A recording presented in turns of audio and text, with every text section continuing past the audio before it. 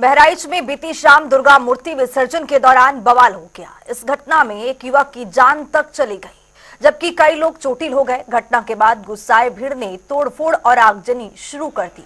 हालात काबू करने के लिए भारी पुलिस बल बुलाना पड़ा और लाठी चार्ज भी करना पड़ा। फिलहाल एसपी वृंदा शुक्ला ने लापरवाही बरतने के आरोप में हरदी थाने के एसएचओ और बहसी के चौकी के इंचार्ज को सस्पेंड कर दिया है। वहीं खुद सीएम योगी ने मामले का संज्ञान ले लिया है। दरअसल 13 अक्टूबर की शाम बहराइच के महसी तहसील के हरदी क्षेत्र के महाराजगंज कस्बे में समुदाय विशेष के मोहल्ले से दुर्गा मूर्ति विसर्जन यात्रा निकल रही थी। आरोप है किसी दौरान डीजे बजाने को लेकर दो समुदायों में कहासुनी हुई। फिर देखते ही देखते ये कहासुनी हिंसक झड़प में बदल गई। कुछ लोगों ने छतों से पथराव शुरू कर दिया। विरोध करने पर फायरिंग शुरू कर दी गई, जिसमें राम गोपाल मिश्रा नामक युवक को गोली लग गई है। घटना में करीब 15 से अधिक लोग जख्मी भी हो गए हैं। तो ये दो तस्वीर आपके सामने है। बाइक में किस तरह से आगजनी की गई है, बाइक में किस तरह से आग लगा दी गई है। तो दूसरी तस्वीर आप ये भी देख सकते हैं कि दुकान में भी आग लगा दी गई है। तो हिंसक झड़प भी देखने को मिला है। थानेदार चौकी इंचार्ज को सस्पेंड कर दिया गया है। लेकिन जिस तरह से दुर्गा विसर्जन के दौरान ये हिंसक झड़प देखने को मिली है, पथराव की खबर सामने आई, उसके बाद से दो गुटों में झड़प हो जाती है और फिर ये जो पूरा मामला है, जो ये पूरा मुद्दा है, वो आगजनी के रूप में तब्दील हो जाता है। तस्वीरें आपके सामने है। किसी के घर में आग लगा दी गई, तो कहीं बाइक में आगजनी कर दी गई, दुकान में तोड़फोड़ की गई। दो तस्वीर आपके सामने है। इस पूरे मामले की जो गवाही पेश करता हुआ दिख रहा है। कानून से किसी को भी खिलवाड़ करने की इजाजत नहीं है। जो भी दोषी होगा, जांच चल रही है, कड़ी कार्रवाई होगी। परिस्थिति सामान्य है और दोषियों की पहचान की जा रही है। मुख्यमंत्री ने भी सख्त निर्देश दिए हैं और जो पुलिस वाले उनके ऊपर भी कुछ कहा है। जो भी अगर अनुशासन का पालन करवाने में यदि पुलिस के अधिकारी कर्मचारियों पर भी लापरवाही पाई गई तो उन पर भी कड़ी कार्रवाई।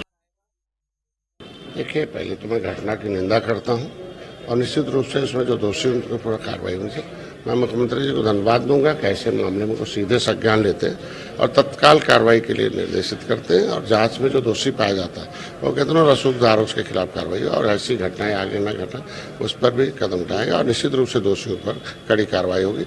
और ये तो अब हम भारतीयों को समझना चाहिए कि जिस एक विशेष वर्ग को संरक्षण देने वाली जो पार्टियाँ हैं वो किस तरीके से उनके साथ बयान जारी करें। ये आखिर क्यों है कि आखिर हम शांतिपूर्वक जो त्यौहार मनाया जाता है, कभी हम उनके त्यौहार में अशांति फैलाते हैं। तो अगर इस त्योहारों में अशांति फैलाने वाले लोगों का संरक्षण देते हैं तो उसका जवाब उन्हें देना चाहिए। कि उत्तर प्रदेश में जिस तरीके से कानून व्यवस्था को लेकर सवाल है वो बड़ा सवाल है। बहराइच की घटना में जो प्रशासन है उसकी कहीं ना कहीं कमी नजर आई। इतनी बड़ी घटना हो गई, पुलिस का फेलियर था, इंटेलिजेंस का फेलियर था ये। और बहराइच की घटना हो या गाजियाबाद में जिस तरीके का तनाव का माहौल है वो भी किसी से छुपा हुआ नहीं है। आखिर उत्तर प्रदेश सरकार की जिम्मेदारी क्या है? लोग सुरक्षित रहे, लोग अपना त्यौहार सुरक्षित तरह से मनाएं, लोगों को सुरक्षा देना। लेकिन भारतीय जनता पार्टी की सरकार लोगों को सुरक्षा देने में, अच्छा माहौल देने में पूरी तरीके से विफल रही है। बहराइच की घटना वो दुखद है, उसमें एक व्यक्ति की मौत हुई है, वो दुखद है। तो समाजवादी पार्टी समझती है कि उत्तर प्रदेश में लॉ एंड ऑर्डर की जो समस्या है वो बनी हुई है और भारतीय जनता पार्टी की सरकार को लॉ एंड ऑर्डर पे काम करने का। देखिए, पूरे प्रदेश में मैं पहले से कह रहा हूँ जंगल राज कायम है। वहां पर गोली चली। बनारस में 481 साल पुराने भरत मिलाप में राम भक्तों पर इस सरकार ने लाठी चलवाई है। सर, मुख्यमंत्री योगी आदित्यनाथ कह रहे हैं तो सुरेश्वर सिंह विधायक हमारे साथ इसी खबर पर जुड़ चुके हैं। सर, आपका बहुत स्वागत। और स्वागत के साथ मेरा सवाल ये कि जिस तरह से मूर्ति विसर्जन हुआ और मूर्ति विसर्जन के दौरान ये झड़प देखी गई, आखिरकार ये तस्वीरें कैसे निकल करके सामने आई? क्या यहाँ पर जो प्रशासन और पुलिस है वो यहाँ पर पूरी तरह से फेल नजर हुई? पुलिस और प्रशासन पूरी तरफ से नहीं फेल है। वहाँ का इंस्पेक्टर और वहाँ के कुछ अधिकारी फेल थे, जिनके ऊपर कल ही कार्रवाई कर दी गई है जी। और जो शेष बचे हैं, माननीय मुख्यमंत्री जी ने निर्देश दिया है कि जिसके कारण भी ये हिंसा हुई है उसको बख्शा नहीं जाएगा, चाहे जितना बड़ा अधिकारी हो या कोई हो, उसके खिलाफ कार्रवाई की जाएगी। आज उसका अंतिम संस्कार हो गया है शांतिपूर्ण ढंग से। जो छुटपुट घटनाएं हो रही थी वो भी इस समय रुक गई हैं। पूरी तरह से स्थिति नियंत्रण में है। माननीय मुख्यमंत्री जी लगातार रात से ही लगातार इसकी समीक्षा कर रहे हैं। भारी पुलिस बल पहुंच चुका है। हर चौराहे पे हर उस पे लगा दिया गया है। अब बिल्कुल शांतिपूर्ण माहौल है। सुरेश्वर सिंह जी, लेकिन एक व्यक्ति की इसमें जान चली गई है। दुर्गा पूजा के समय से ही ये झड़प की कहीं कुछ जगहों से तस्वीरें निकल करके आ रही थी। उत्तर प्रदेश के कोई एक जगह की ये तस्वीरें नहीं है, कई जगह की तस्वीरें ऐसी सामने आ रही थी कि झड़प चल रही है, कभी पथराव हो रहा है। तो ऐसे में तो पुलिस प्रशासन को थोड़ा अलर्ट रहना ही था। नहीं तो अलर्ट नहीं रहे तो इसी के कारण से तो उनके विरुद्ध कार्रवाई हो गई। कल ही तत्काल हो गई कार्रवाई उनके विरुद्ध। उन्हीं के जिसके हीला हवाली से ये घटनाएं हुई हैं उनके विरुद्ध तो कार्रवाई कल ही कर दी गई जी। और जो भी अब चिन्हित होगा उसके खिलाफ कार्रवाई की जाएगी। माननीय मुख्यमंत्री जी ने कहा है कि सबको संरक्षण देना हमारा काम है और जो दोषी हैं उनके खिलाफ कड़ी कार्रवाई होगी। सुरेश्वर सिंह जी, यहाँ पर जो विपक्ष है वो भी हमलावर है। अजय राय ये कहते हुए नजर आए कि उत्तर प्रदेश तो जंगल राज हो चुका है, यहाँ पर कोई भी आता है और किसी का गला रेत कर या फिर कहे पथराव करके किसी भी तरह से जान लेकर के चला जाता है। क्या उनका ये बयान इस मौके पर किस तरह से देखा जाए उनके इस बयान को? नहीं, इस मौके पे इस तरह के संवेदनशील मौके पे इस तरह की राजनीति नहीं होनी चाहिए। चाहे कांग्रेस के प्रदेश अध्यक्ष अजय राय जी हों, चाहे जो लोग हों, ऐसे मौके पर दोनों पक्षों को सौहार्द बना करके रहना चाहिए और पहले शांत व्यवस्था होनी चाहिए। फिर जो जिम्मेदार हैं इसके लिए उनके विरुद्ध कड़ी कार्रवाई होनी चाहिए। सुरेश्वर सिंह जी, मेरा अंतिम सवाल ये कि योगी सरकार कड़ी सुरक्षा और इन मामलों को लेकर के जानी जाती है, लेकिन जब इस तरह के उत्तर प्रदेश में कई जगह से तस्वीरें सामने आती है तो सरकार पर सीधे सीधे सवाल खड़ा होने लगता है। इस पर आपका प्रतिक्रिया?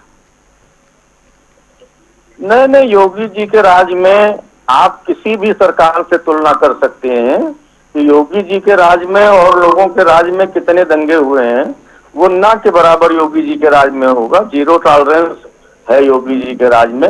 अब जिसकी नादानी से या जिसके उसमें ये घटनाएं हुई हैं उनके विरुद्ध कार्रवाई भी हुई है और लगातार अभी जो लोग चिन्हित किए जाएंगे उनके विरुद्ध कार्रवाई होगी, कड़ी से कड़ी कार्रवाई होगी। तो क्या लगता है कि सरकार की यहाँ पर थोड़ी बहुत चूक हो गई है पुलिस प्रशासन की वजह से, जिसकी वजह से ये जान चली गई है उस व्यक्ति की? नहीं, सरकार की वजह से नहीं गई है, लेकिन जिनके वजह से चूक हुई है उसके लिए तो माननीय मुख्यमंत्री जी ने पहले ही कह दिया है कि उनके विरुद्ध कड़ी कार्रवाई की जाएगी। बहुत शुक्रिया। ये कुछ लोगों के खिलाफ जी, बहुत शुक्रिया सुरेश्वर सिंह जी तमाम जानकारी के साथ जनता टीवी पर जुड़ने के लिए और अपने सरकार का पक्ष रखने के लिए। तो तस्वीरें आपके सामने है, तस्वीरों से आप अंदाजा लगा सकते हैं कि किस तरह का माहौल होगा और किस तरह से झड़प की तस्वीरें जब सामने आती है तो पुलिस प्रशासन भी पूरी तरह से अलर्ट हो जाता है। थानेदार चौकी इंचार्ज को हालांकि बाद में सस्पेंड कर दिया जाता है, लेकिन गोलीकांड के मुख्य आरोपी के खिलाफ मुकदमा भी दर्ज कर लिया गया है। लेकिन इससे पहले की तस्वीरें आपको बता दें कि यहाँ पर एक झड़प की तस्वीरें भी सामने आई, जिससे जो पूरा मामला था वो पथराव और आपको बता दें कि आगजनी में तब्दील होता गया। इस पे उत्तर प्रदेश के मुख्यमंत्री जी ने बहुत कड़ाई के साथ कहा है कि जिन लोगों ने भी माहौल बिगाड़ने की कोशिश की उन्हें बख्शा नहीं जाएगा। मगर एक बात और गंभीरता से सोचिए कि ये किसकी ताकत बढ़ गई है जो पिछले कुछ समय से इस ढंग की घटनाएं देश में बढ़ गई हैं।